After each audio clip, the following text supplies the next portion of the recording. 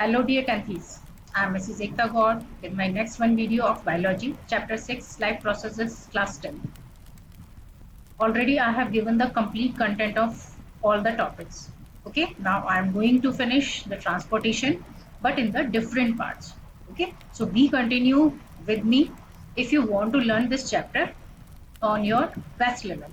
ठीक है, अभी आपके जो एग्जाम्स होंगे उनमें इस चैप्टर के अलावा कोई और चैप्टर नहीं आने वाला है, इसलिए आप ट्रांसपोर्टेशन को बहुत अच्छे से याद करेंगे. ठीक है. As already I have started circulatory system in human beings, and बच्चों I have explained you about the blood and the parts of the blood. Now in this video I will explain you about the arteries, veins and capillaries, and in next one part I will tell you about the heart.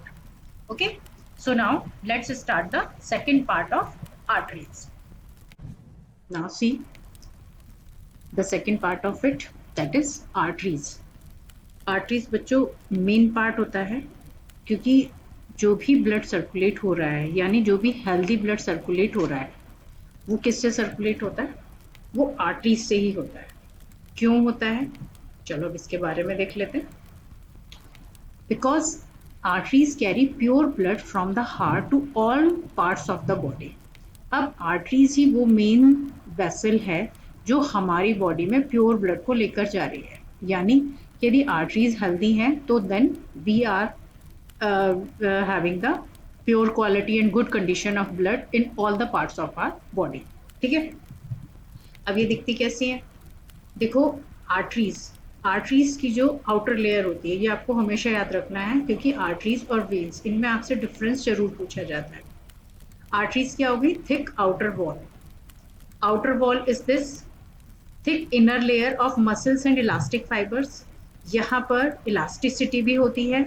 इनमें elasticity किस लिए होती है? क्योंकि ये oxygenated blood को लेकर जा रही है. किसी भी चीज में यदि ऑक्सीजन है तो उसमें एनर्जी लेवल बहुत हाई हो. ठीक, तो इसलिए यहाँ पर इलास्टिसिटी प्रेजेंट होती है और इसकी आउटर वॉल थिक होती है. ठीक है. ये इसकी अंदर की लेयर है, इसको हम बोलते हैं endothelium. And next is narrow central lumen through which blood flows. और यहाँ पर जो ये पार्ट है ये ल्यूमेन कहलाता है. ठीक, तो ये ल्यूमेन जो है ये नैरो होता है. अभी आप जब कंपेयर करेंगे इसको वेन्स के साथ में then you will come to know the difference. तो यहाँ पर आपको याद रखना है that lumen part is narrow in arteries. ठीक है. और क्या है आर्टरीज के बारे में? As I told you they are thick walled and do not have walls. So दूसरी कंडीशन आती है कि thick walled तो ये हैं, इनमें walls नहीं होते. Walls क्या होते हैं? Walls such kind of the door. ठीक है. कोई भी डोर है या उसको बंद करने के लिए जो भी फ्लैप जैसा होता है that is called wall. तो आर्टरीज में वॉल्व क्यों नहीं होते हैं? जरा सोच के देखो, माइंड में भी आ रहा है आपके कि आर्टरीज में वॉल्व क्यों नहीं होते हैं?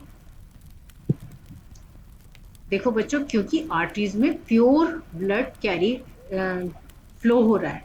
तो यहाँ पर यदि यही प्योर ब्लड आगे की डायरेक्शन में जाए या पीछे की डायरेक्शन में जाए, ठीक है ना, तो ये किसी भी तरह की प्रॉब्लम क्रिएट नहीं करेगा, क्योंकि प्योर ब्लड यहाँ भी प्योर है और यहाँ भी प्योर ब्लड है. इसलिए आर्टरीज में वॉल्स की जरूरत ही नहीं होती है. ठीक, बैक फ्लो से कोई प्रॉब्लम नहीं होगी, इसलिए यहाँ पर वॉल्स नहीं होते हैं. अब ये देखो थिक आउटर वॉल है. ठीक, स्मॉल ल्यूमेन है. ये आपको डिफरेंस में याद रखना है, इसलिए मैं आपको बार बार बता रही हूँ.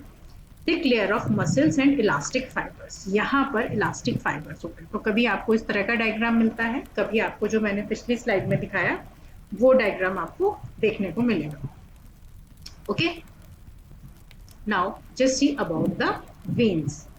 अब देखो बेटा, वेन्स क्या कर रही हैं? मैंने आपको बताया इनका डिफरेंस पूछा जाता है आपसे, तो दैट मीन्स कि वेन्स जो भी फंक्शन कर रही हैं वो आर्टरीज के अपोजिट होगा.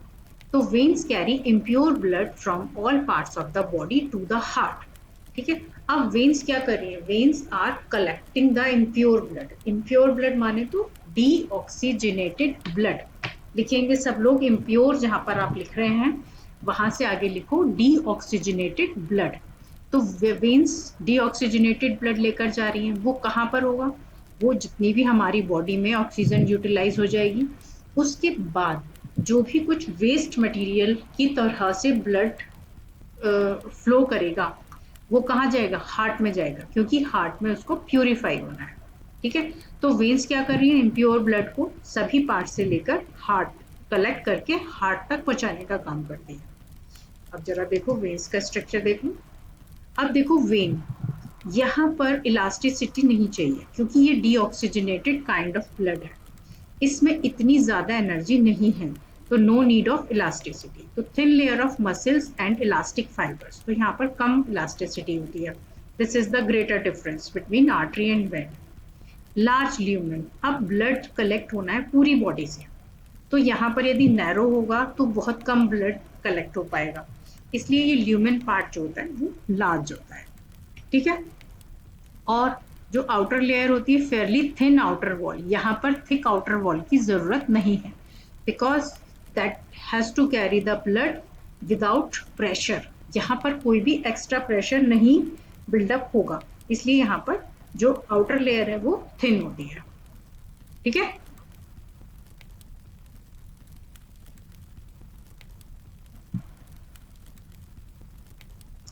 now just see more about the veins.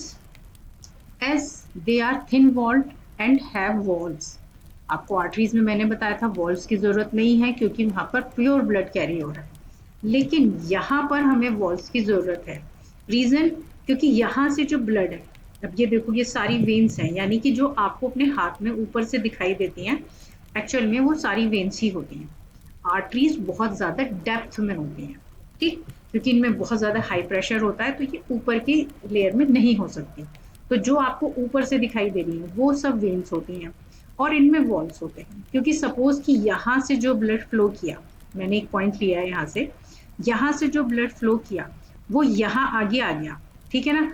अब जो ब्लड आया यहाँ से, यानी कि यहाँ पर अब प्योर ब्लड आ गया और यहाँ पर इम्प्योर ब्लड है। ठीक है, अब यदि ये इम्प्योर ब्लड वापस जाने की कोशिश करेगा तो ये इस प्योर ब्लड की प्योरिटी को भी खत्म कर देगा। ठीक है, इसलिए यहाँ पर बीच में एक वॉल्व होना जरूरी है। तो इसीलिए कुछ जो वेन्स होती हैं उनमें अलग अलग जगह पर according to the requirement valves present होते हैं। ठीक है, जिससे कि किसी भी तरह की मिक्सिंग ना हो पाए, किसी भी तरह से इम्प्योर ब्लड प्योर ब्लड में ना मिले। Okay, now see the last topic of this, that capillaries. So, as the capillaries are very narrow blood vessels which connects arteries and veins together. अब बच्चों कैपिलरीज एक ऐसी जगह पर होती है, जहां पर प्योर और इम्प्योर ब्लड दोनों ही फ्लो कर सकते हैं किसी भी डायरेक्शन में। ठीक है, क्योंकि जो आर्टरीज हैं वो प्योर ब्लड ले जा रही हैं, जो वेन्स हैं वो इम्प्योर ब्लड ले जा रही हैं, लेकिन जहां पर इनका जंक्शन होता है वहां पर ये कैपिलरीज प्रेजेंट होती हैं। सो जो कैपिलरीज हैं वो प्योर और इम्प्योर ब्लड की direction according to the function decide करती हैं। ठीक, तो जरा देख लेते हैं कैसा लगता है इनका जंक्शन। देखो यहाँ पर ये आर्टरी है, ये वेन है, ये ब्रॉड है तो इसलिए हम इसको वेन कह रहे हैं। वॉल भी दिखाई दे रहा है यहाँ पर, ये नैरो है इसलिए हम इसको आर्टरी कह रहे हैं। अब ये जहां पर ये जुड़ रही हैं, ठीक है, ये जो नेटवर्क है that is the network of capillary. तो ये कैपिलरीज हैं। ठीक है, so that kind of network is known as capillary. Clear?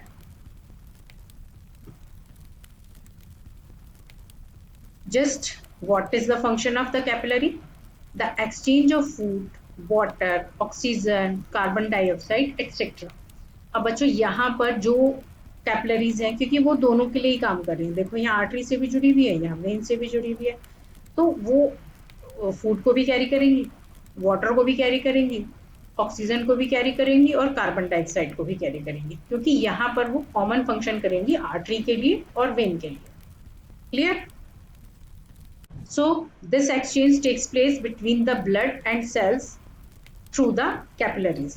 So capillaries form the junction between the artery and veins to carry the food, water, oxygen and carbon dioxide. So it's okay guys, it was about the capillaries. Now in my next video, I will explain you the next one part of the circulatory system, that is about the heart. So heart structure is not easy. So just you all have to wait with me with my next part. Okay. Now, if you all have got the clearance of all the topics, just you should like it. Just first you like, then start to continue the next slide. Otherwise you forget. Okay, just like it, subscribe it, and try to share your more and more friends, जिससे उन सभी को भी इस topic की clarity मिल सके. Thank you. Have a nice day.